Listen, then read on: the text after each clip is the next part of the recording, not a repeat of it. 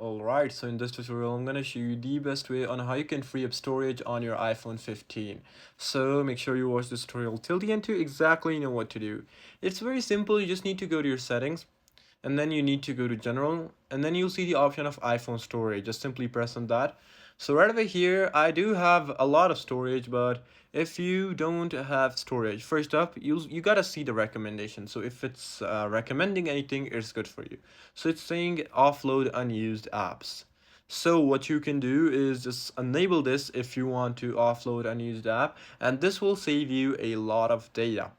Now what you can do is just manually delete stuff. So let's say you want to delete something from TikTok, so it has app size and that. So you can just simply press on offload app and it will delete all the unused files. So right over here you can just go to photos, and right over here you got download documents and data, and app size is like 5 MB, but you got like 14 gigs of storage taking away from your photos.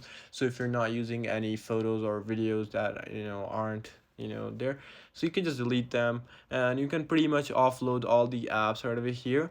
And then another thing that you could do is just delete all the unused apps or games that you have. Many people just got apps and games they don't use, so what you can do, just simply delete those and go ahead and use it.